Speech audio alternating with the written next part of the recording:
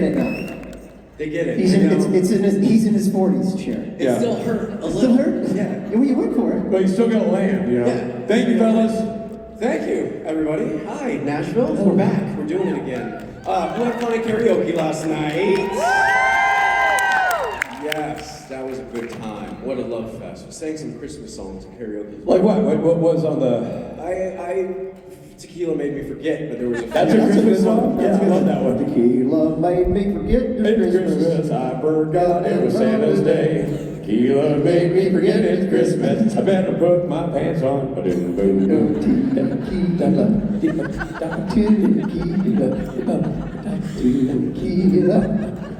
Where the hell did you get this tattoo? Bum, bum. It's a great, Wow, that's how it happens. great Christmas ditty.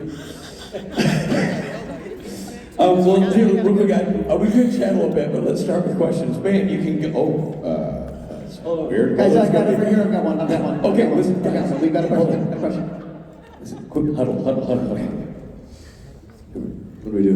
We've got one question. One question. We got to drag it out for 45 minutes. I don't care if he asks what our middle names are. Yeah. We're dragging it out for 45. We're really good at dragging shit out. Okay. Watch me for the changes. Here we go. Yes, ma'am. This is how you're truly going to know I'm from Nashville. So, MBA, I know you're from MBA. Yes, ma'am. Montgomery Bell Academy. Correct. Or? Mama's Boy Academy. Bingo. Exactly right. Do you know how that name truly came to be, Mama's Boy? Um, Mama's Boy Academy? The origin story of it being Monaco, I feel like it's sort of a knock on our masculinity, going to an all-boys school. Rob's left. He's not doing. I just got more NBA questions. Have you seen my coffee? Your mic's on.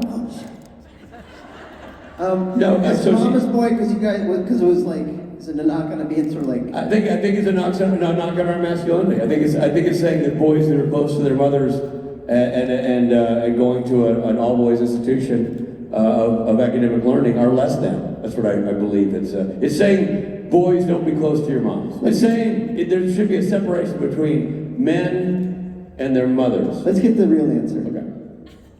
By the way, Jake, did you beat y'all? Huh? What? I didn't hear you say that slower. You can do the walkway bit; it'll still work, but you got to say it slower. You're deaf. John Paul II, high school, beat y'all in football. Oh, Right. Yeah. Right. What year was that? Recently? Yeah, I've been off that. I haven't followed the roster, but damn it!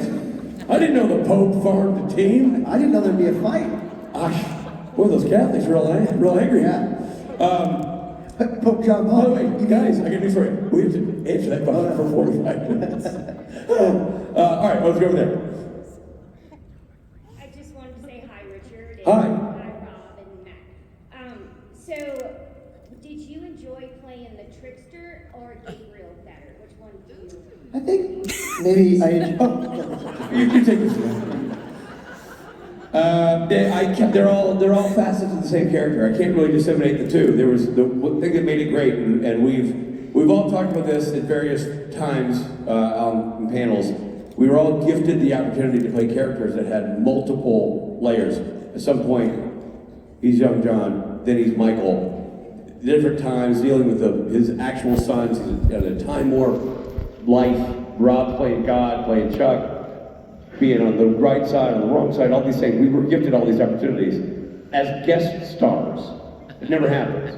So I don't have a favorite. I feel blessed to have gotten all of it because it enabled me to play a multifaceted character, even playing the Loki part of it all. It was just a fascinating opportunity that you just don't get in guest star television. Happy to have to work. Yeah, man, and work that's stimulating and interesting. Yeah, I just thought it was awesome to see different actors playing multiple characters. Yeah, and that happened a lot in Supernatural, which is really good and sort of speaks to the creative writing of the show, but also, man, as Rob and I, you might not know this, Rob and I host a podcast. It's Supernatural Opinion Now, Robert. It's a rewatch podcast. Few people know about it. Matt seemed the Matt. blank expression. Supernatural Opinion Now, we go through, we're watching every single episode of the show, starting with the pilot. And right now we're in season 6. And we're gonna do every single episode. We bring on crew, we bring on cast. It's available wherever you get your podcast, and it is free. It will be finished by our son's sons. Yeah, we're hoping our grandsons will But we're carry it gonna- across the goal line for us. Yeah. Just like Pope John Paul School did. But the thing that we are learning doing that podcast as we go through and watch, because Rob and I have not seen all the episodes, is how talented the cast is. Not the cast whose names you know, but the supporting players who come in every week and are so good. It could be a guy playing a sheriff in one scene and he crushes it, or somebody who turns into a demon in one scene and crushes it. There's so much talent in that show to support the rest of the unbelievable talent that you are here to see this weekend. So it's inspiring to see writers write, but also all the wonderful actors in Vancouver, so many of them are from up there, rise to the occasion and deliver such strong performances. Yeah, Vancouver, such a good pool of actors. Great pool of actors in Vancouver. Well, thank you so much. Have you guys ever? Why don't you say one more thing? I just want to say, you are absolutely right. It is very inspiring to watch all the actors on Supernatural just because you play multiple characters. And, you know, you guys have brought such joy to all of our lives and all of your roles and stuff. I just wanted to say thank you. Thank you so much. I appreciate that. I was gonna say, have you guys ever played two characters on any other show in the form of Supernatural, where you exist as one, exist as another, not play two No. different 10 seasons apart? No. I've played people that are other people, and they come back to their first person. What's the process? Like Lucifer, I was this guy, bad guy, French mercenary, and then the ghost of Dan, the guy got into my body, and then all of a sudden I'm acting like him. Got it. So like that, you know. Right, yeah. I But it's did- so rare to get that out. Oh, it's so rare, it's so rare. Let's But talk about I it. went, oddly, I played like 3 different times. I played people possessed by other people. I will also say this, I think the boy's character is kind of that. Because you played multiple versions of There's that. one character. There is that. Yep. That's actually the most characters you've ever played on one show. Definitely. And the most people I've had sex with in one show. Still my. Wait a minute, are you sure about that? Or are you talking about on screen? On screen. Okay. No, I'm talking about on TV. Oh. It's Christmas, everybody. You're welcome. Christmas by the holiday season. Keep on making it. It was Christmas. Right over there. While we wait for Kings of Con Season 2 or the movie, when is the next time you guys are going to be on screen together? That's a great question. And on TV. Anybody who's filming us right now will be on their phone when they get home later tonight. To watch the clip of this. We may maybe eventually do a video of our Supernatural Then and Now podcast. Yeah, we are trying to sort of step up the media that we're using. Look, I'd pay money to be on the screen with Richard again. It makes me so happy when all of us can work together. Yeah. You know, Matt's project is really exciting to me that he's got going on that we can all maybe join in and be voices on. Tell a little bit about that, Matt. Yeah, look, I'm trying to get, as many of you know and you've heard me say, I'm trying to get a job for everybody because I only have Supernatural actor friends. So I'm trying to create an animated show right now where every one of these guys voice not one but several characters, and not characters that you have to learn and remember and be introduced to, characters that you already know and love, public domain characters like Mickey Mouse, Winnie the Pooh, Cthulhu, Hercules, Tarzan, and so on. And these gentlemen and Ruth and Bree and so many of the Supernatural Circle is going to voice these characters. And you guys are going to help me make it because the executives can't get off their asses. So I'm going to the people. Come see me in the vendor's room. I will talk some more about it. It's good, very exciting though. It's a cool idea. We've seen a lot of proof of concept, and it's an awesome project. And Matt's energy is, impressive and what do you call it? It's a lot of people describe my energy as a lot. Inspiring, but also it's contagious. Like Matt's an exciting guy to be around and listen to his project. So It is, yeah. we're all pulling for Matt. Yeah, but you know, we all love working together, so, you know, I'm always writing stuff, always talking to Rich about doing stuff, so we will for sure. We're always throwing something in the air. We just got to see what lands. Meanwhile, thank you for listening. Take care. All right, over here. Hi. What's your favorite Christmas memory? Favorite Christmas memory? I got one. You want to start? We all think about it? Yeah. I was like 4 years old, and my dad and we lived in a small apartment, and we always had a great Christmas tree packed with presents and whatnot. My dad always showed up, no matter the struggle, always at. And I remember being 4 years, walking down, and there was a effing go-kart in my living room, in this tiny apartment. like a Briggs and Stratton gas. You know, I'm like, this isn't in the 80s. You know what I'm saying? So at Toys R Us for like $200, you get an actual miniature farm mobile that you put gas and oil in. And I'm just in there, and I can't even reach the pedals. And I just remember being like, never gonna forget that. Holy shit moment. Yeah, man. It's funny, like, that's something that I wanted my whole life. That was my Red Ryder BB gun, if you will, that I never got. Never got. Always wanted one, never got one. I'm gonna buy that for you. I got a green machine. Yeah, I remember those. Those were great. You know, my favorite memory, something that comes to mind is when my now older daughter, who's 17, when she was probably 6 or 7, we got her one of those, like, the kitchens, the little mini kitchens, and it's Christmas Eve, and I'm trying to put that shit together. And it's like 1 in the morning, getting stressed out. And are you working alongside your buddy Jack Daniels at this point? my buddy Smokey McSmokerson? Yeah. No, I probably. But the point is, it's 1 in the morning, it's Christmas Eve, I'm trying to put this thing together, I'm getting a little frustrated, and then I stopped and I was like, this is actually an amazing moment. Like, you've got to like take this in, that you're building this kitchen that's gonna make her so happy, and you're motherfucking Santa Claus, you know, in this moment. And it just like made me, you know, just, I don't know. And then I always remember that, and it was, and she loved that damn kitchen, and it became her little restaurant. And anyway, it's just making that kitchen. I feel terrible in hindsight that I gave it a bad Yelp review. Like, I know. Well, what was funny is the that little cupcakes he served me was lukewarm. You know what I mean? she named it Bon Appetit, and she would serve us, but she had no, like, the numbers didn't make sense. She'd give you a cup of coffee, and she'd say, that's $80. I'm like, man, that's tough. That's high for a cup of coffee, I just gotta tell you. Magnan had the kitchen, and he would do a similar thing, but he would prep the thing. He'd watch a cooking show, and so he'd have these ideas. He'd be like, I prepped this thing, and he'd put it down, and be like, all right, set the dinner table. We'd all sit down with our wood food and our plastic banana, whatever and then he would sit there and be like, eat it. Yeah, and so then me and my wife, the people that we are, put a wood piece of cantaloupe in our mouth, and it's in the side, and then we're hoping, like, you know, you can play the parent trick where you can just spit in your shirt, but he's just like, Mandy's trying to swallow it. Is it good? Did you enjoy the aioli? And you're like, Mandy's got this big lump of fake apricot. like she looks like the squirrel from Ice Age. Yeah, exactly. I can't help but think about that your daughter charging $80 for a cup of coffee grew up to start Whole Foods. It feels like Yeah, exactly. Then she invented Airwalk. Yeah, exactly.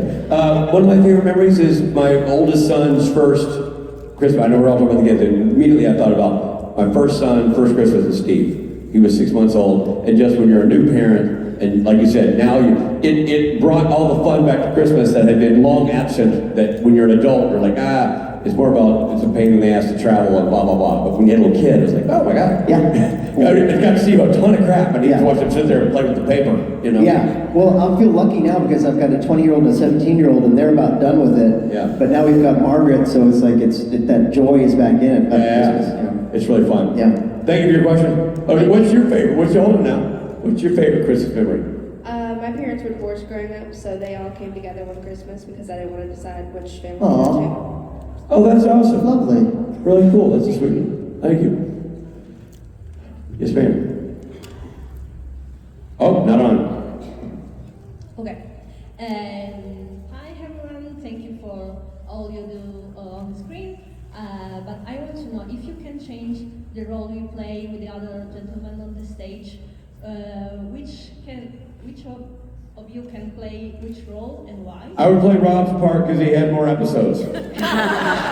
Solely based on episode count, I would take Rob's role. I think I'd have to play Rich's role because no one would ever say I look like Young John. That's not... And I couldn't possibly do what either one of these men have done with God or the trickster. Like, I'm fucked. I just look like Jeffrey, I'm Young John. Like, I can't replace or even pretend to deliver what these fellas have delivered in those roles. Or it could be Young John, like you got your cast Young John, but then God takes over Young. Like it could be the internal. Sure. You know what I could be? I could be formerly Young John, now middle-aged John, waiting for his fucking spinoff is what I could be. Yeah. Just a little bit of attitude sprinkled in. If I was Young John, it would be more like Jeffrey Dean Morgan's like cousin, Little Mikey. Yeah. You know what I mean? So no, it's not John. It's just Little Mikey. I I feel like if I was young John, it'd be a parallel universe where Sam and Dean were never born because I could never get married. I mean, it would never. No way. No way. They called like, the episode where John gets maced. Yeah, exactly. Knocking on her front door. In the pilot. Yeah. She's like, no thank you. And then that's it. And that's it. But you have on the full-size John jacket, so it's like down to here. Yeah. Did you pick up the show? There's no show. They didn't know about it. The writers couldn't even write it. Like it was so gross to think about. Thank you for your question. We tried to give a real grounded answer. Yes, ma'am. This is for Rob. Okay, Robert, you're gonna field this one. Ready? Okay. Kind of serious. I want to thank you for being so open about your stroke and your journey to recovery, because in June of 22, I had a mini stroke. Well, tell me, how are you doing now? What happened? I'm doing great. It was just a mini stroke. I had to stay home for 6 weeks, couldn't work, and I'm out here practicing law like Wow. So you're like a joke. And this is why I'm going to my first con, but it was really helpful because reading about yours and everything you shared made me less scared. Of course, mine was no way as serious as yours. I'm on meds, and of course I'm on blood thinner, so I can't get any more tattoos. But but I just That's want what to they thank say. you. You're a big help. Thanks a lot. Oh man, first of all, I'm so glad that you're okay, and you seem great, and I'm happy to hear that helped. And yeah, I feel like you gotta talk about it. It helps me to talk about it, and I'm happy to hear it helped you too. Thank you so much. Bless you. Glad you're well. Hit him Good job, Robert. with the Fast. floor real quick. Yeah. Everybody pay attention. It's really, really helpful. Yeah, I mean, the thing about if you're having a stroke, it's you may not know what the signs are, and the key for anyone, if anyone's having a stroke, is to get them to the hospital as soon as possible. It saved my life. The Rich got me to the hospital within hours of my stroke, and so you look for the signs. You remember fast. F is for face, if their face is drooping. A is for arms, if they can't lift both their arms up. S is for speech. Which could be, by the way, it's not just slurring your speech. It could be, in Rob's case, saying weird things. I'm not making a joke. Like things that don't make sense. Like asking Rob a question and him answering, what are you watching on TV? I think the bookshelf. You're like, what? Like the words aren't computing. So it's like, that's a sign. Yeah. And or not being able to talk at all, not being able to say your name. Right. That was when he took me to the hospital. Like they said to Richard, like let him do it. What's your name? And I was like, and then like, Richard's joke was like they're pushing the button, like Yeah, you jumped to the front of the line. Emergency room. Anyway, so S is speech, and then T is tongue, because sometimes your tongue, if they stick out their tongue, it goes all the way to one side. Like that, which mine was doing, or T is for time, because you have to get so fast. Face, arms, speech, tongue, or time. So, if you Just recognize the remember stroke, yeah. And I will also say, err on the side of caution. Go to the hospital. Yes. If you're wrong, you're wrong. But if you're right, you've saved somebody's life or your own by getting there quickly. So you're never going to be sorry you went. You'll only be sorry you didn't. I never thought in a million years that that's what was going on with me. I thought I had some kind of virus. I don't know what it was, but I just knew something was weird. And then next thing I know, it was bad. Yeah. Saved my life. That was crazy. You know how we knew? So just to make a little bit of a light thing, how I knew that Rob was having something is like we were in Toronto, Canada, and we were very near a steak restaurant, and we were all meeting there for dinner. And Rob hadn't shown up yet, and I called him, and I'm like, "Hey, come on over. We're ready to order, and got the martinis coming, and get over here." And Rob's like, "No, man, I don't think so." Yeah. And I hung up the phone. I went to Jared and Jensen and Cliff. They were all there. And like, "What's up with Robbie?" I'm like, "Something's not right. Man just turned down a free martini. Something is not right. It's never happened before. I know this. I mean, literally, I was like, I'm going back there." So I walked back to the hotel, which is why I went back there. Because literally, that was aside from like he sounded sort of like stressed or panicky, but I'm also like, usually the stress and panic would lead him to go, "Yeah, I need a martini. When I come up with a martini." It was the no martini parts. Well, last night you invited me out with your buddies, and I said no, and you're like, "Do I need to be worried?" Yeah, I did say that. Yes, because we were right around the corner from the hotel at a place that Rob likes. I'm like, "Come down." I'm like, "No, man." I'm like, "Shit, guys, we're gonna go to the hospital." No, I said Ruth's here, and we're good. I know, and then I let you off the hook. I forgot Ruth was here. Anyway, congratulations on your success, and Rob, keep being an ambassador for it, and all y'all take it seriously, okay? Right over here. So I've really been enjoying your podcast, and I'm curious as to how that got started. Was it your own idea? Did somebody come to you? Supernatural Then and Now podcast? Yes. That was not our idea. It was the idea of the producer, Steve Hine, who was an old lifelong buddy of Eric Kripke. So he had the blessing of Kripke to start this podcast, and has started successful podcasts in the past. And this is the true story. He had a great idea, a great concept, and knew exactly who he needed to host it. Misha Collins. And then Misha said no, but I bet Rob and Rich will do it. So that's how it fell in our lap. It's not a lie. That's a true story. That's true. But we met with Steve. I mean, we don't do the organization of it, meaning Steve does the questions and mythology and all that stuff, but he's also super collaborative. Rob and I get to keep it loose and funny. I think Rob came up with the title of the podcast. So it's like, we definitely have our personalities involved in it, but we're blessed to have Steve and Trey Booty, who do all the engineering, all the tough technical stuff, and all the research. So I think the four of us are a fun team, and because Rob and I have access to so many cast and crew people, we're able to kind of cull a deep bench of people to come on the show. Once the show got going, and people who might be reticent to do that kind of thing can listen to what we're doing and realize that we're not there to goof on the show, we're there to support it, but we get really great people coming on board. So it's worth, if you haven't heard the show, the podcast, do yourself a favor. It's really interesting. We've interviewed so many different people. Obviously some of the stars of the show. Obviously Eric Kripke. But we also have some people whose names you don't know, whose work you absolutely know because it's essential to the success of the show. So you will enjoy hearing their behind the scenes stories as well. So check it out.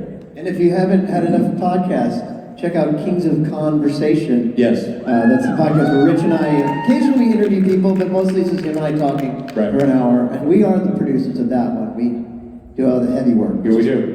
Which is why it's not as consistent. But it's really funny. It's very funny. I'm saying Supernatural Then and Now. We hope you learn something. Kings of Con, we hope you don't. It's just Rob and Rich prattling on, being goofy. If you learn something, we're doing something wrong. We've done something horribly wrong. All right, who's up next? Over there. I'm Tyler Holthouse. This is actually from Rob. So I grew up and graduated from Macon, Missouri. Oh no. And from a Google search, you were born in Columbia. That's right. Now, from my understanding, you didn't graduate from Columbia. Graduated high school, but then I went to college in Chicago.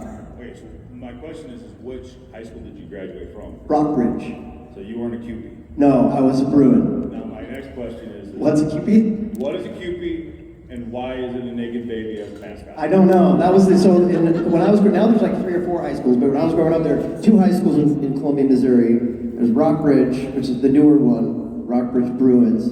But the other school, Hickman, which has been around for 100 years, literally, they're the only one in the country. Their mascot is a Cupid. Is it Cupid? A Cupid doll. There was something back in the day that a Cupid doll was a thing. It was like a little baby doll. Yeah. So kind of a cherub, maybe an angel, I don't know. Okay. But we had the same joke, what the hell's a Cupid? Because that wasn't our school, but they were better than us in sports at the time. Now I think we're better, but yeah, Cupid. I don't know, my mom was a Cupid. Huh. They've been around forever, but yeah. Yeah, that's a Cupid. A little naked baby. It's a little spooky.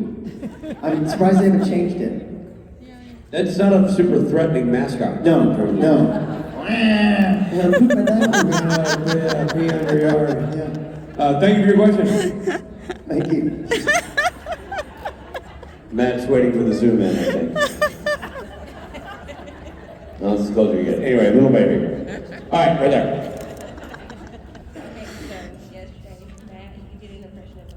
I don't know. You can't hear you. Okay, so Matt did an impression of Jared and Jensen yesterday. Can you both do one? Matt did an impression of Jared and Jensen. Yes. Rob does a great Jared and Jensen. Rich does a good Jensen and Jared. Here's my Jared. Here's my Jensen. There you go. Jensen, you gotta do Jensen, you gotta do the comedy arms, comedy elbows. What are we doing? We're telling a joke? I can do it because I get the bow legs. I'm already sort of I'm halfway there. What are we doing? What are we doing? What are the chances we get to see Jensen in white jeans and brown cowboy boots tonight? I think there's a good possibility.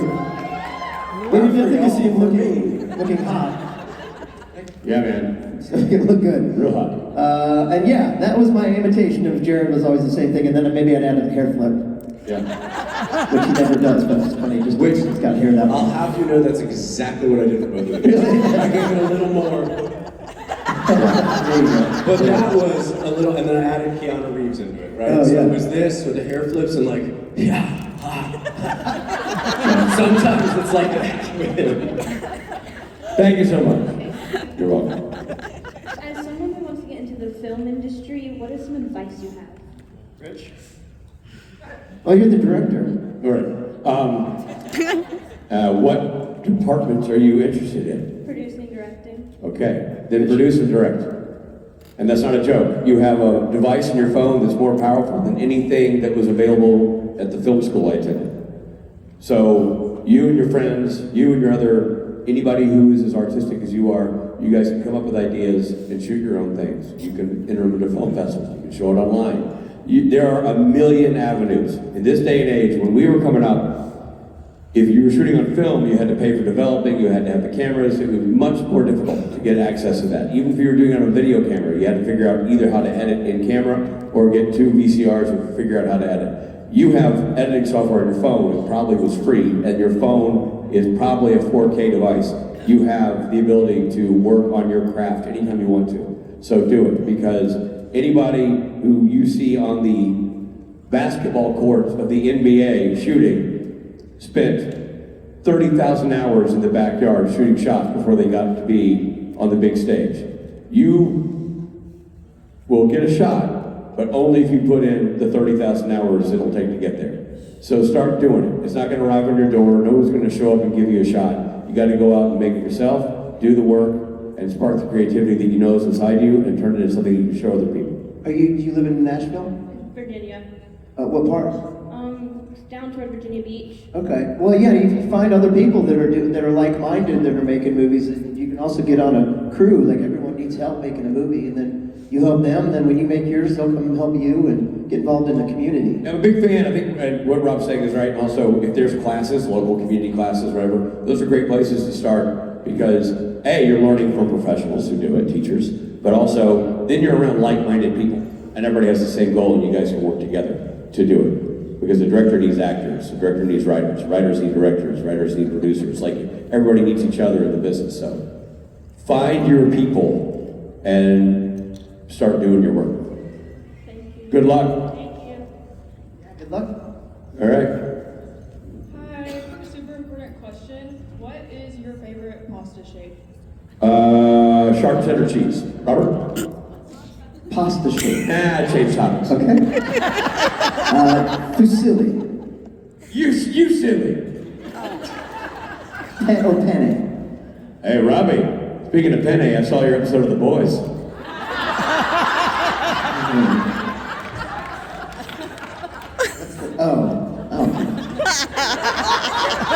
I thought you were gonna make it like, I don't have a penne, but I've got a nickel or a dime. I'll give you 5 pennies for a dime. All right, Matthew. I swear, I thought you were going to say something Forrest Gump terms and be like, I wish I had a penne. What's the pasta shape? I ate the kids one, so the dinosaur shapes. The X's and the O's, those are the ones I Oh, the bow tie is good too, like whatever that's Bow called. ties! But really a shell. If you're eating some macaroni, you put a shell, because you shove the cheese in, you get an extra cheese in your roni, you know? Sharp cheddar cheese? I'll tell you what's not my Velveeta, favorite. baby. What's not my favorite is spaghetti. It's too much, man. It's too long. I don't have that kind of time. We're taught how to eat it. You gotta twist it. I know, I don't have that kind of time.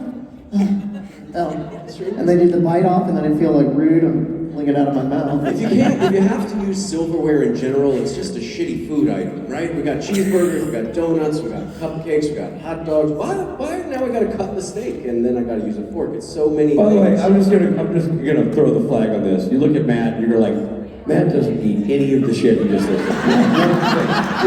He just did a bit to try to go like, I'm like you people. I eat both like you. Get paid, Matt. But if I did, Rich, I would know that walking by that counter of donuts and cupcakes, I wouldn't need a fucking fork and spoon. I could just go, You got your protein shake. Maybe you pass by a donut shop on the way to the gym. You smell it. Yeah. Did you? I'm just like you people. I'm just gravy on my donuts. I am very similar to all of you. We are like-minded in how we consume food. guys, we're trying to be relatable right now. Thank you very much. All right. Hi. Hold on. Yesterday before karaoke, I had the entire green room doing push-ups. Yeah, exactly. Julian Richings, everybody, Lisa Berry, my brother, the entire green room, Adam Rose working out. That's great.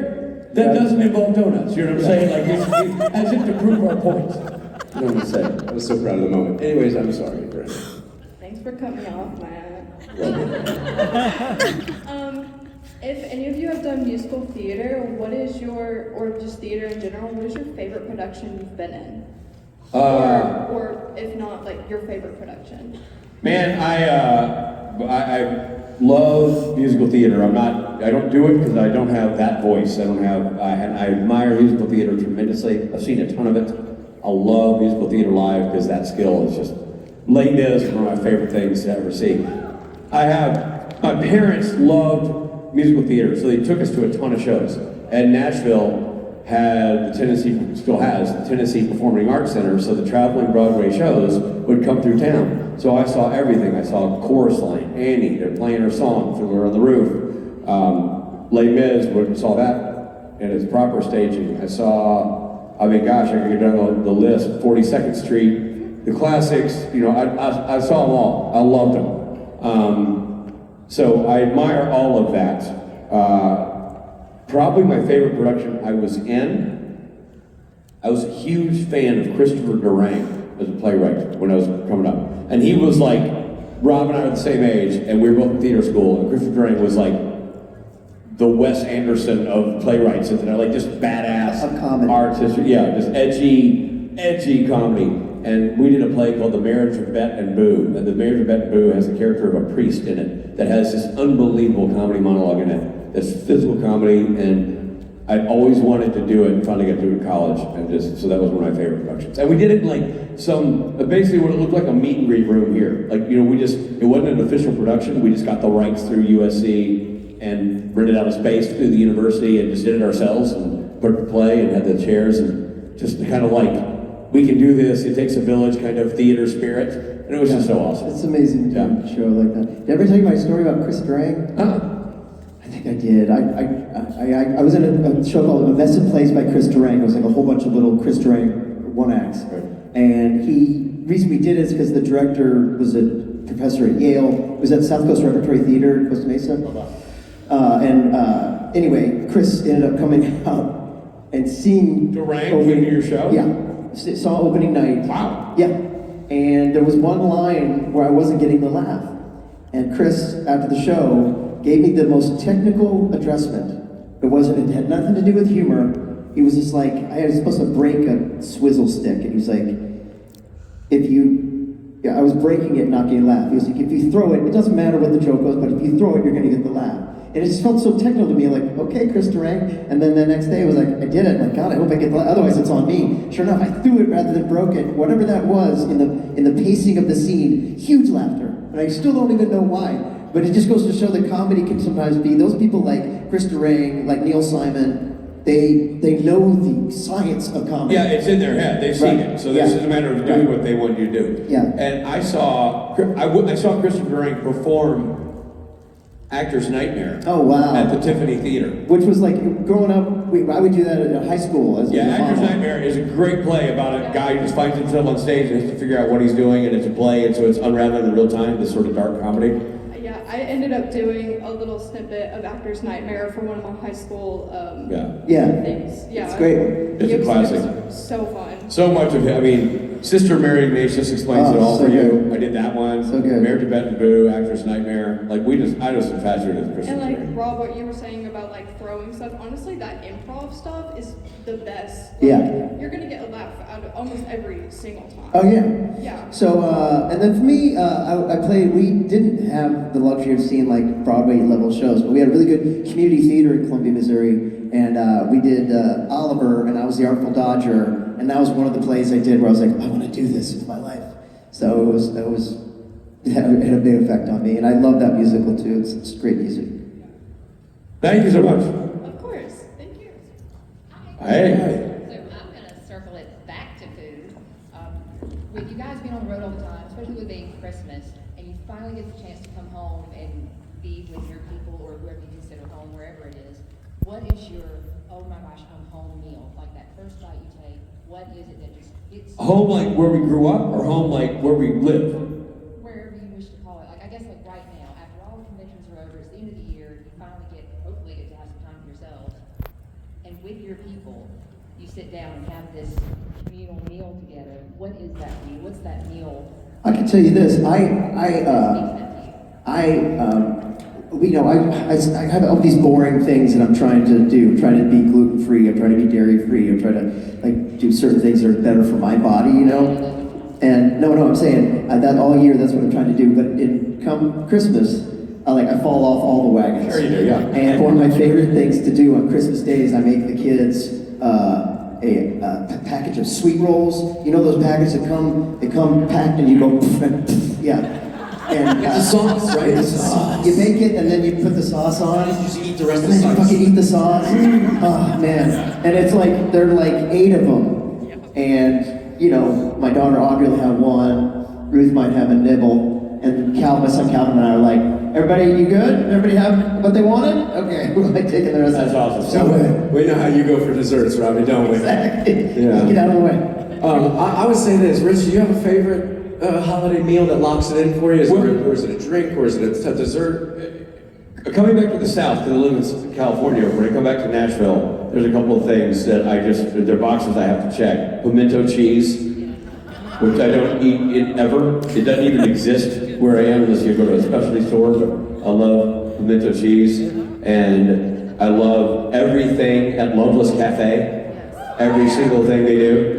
So the biscuits, the jams, the steak biscuits, like everything that Loveless Cafe does, I'll go there. In fact, I'm taking the entire bus tour there on Monday for lunch. For those who There you go. the bus tour, because That's exciting. my favorite place. And then, I love, day one, I dragged Billy to Prince's Hot Chicken, Oh yeah. like the proper hot chicken joint. They give you a little.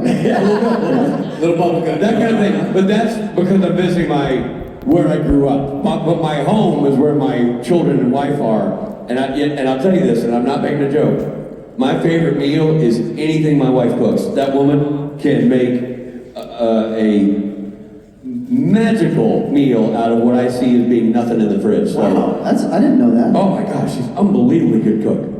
Yeah. I know the talents just get so, it's too much. It's annoying. So whatever she cooks, and the other thing is, and you guys know this, is JC's healthy.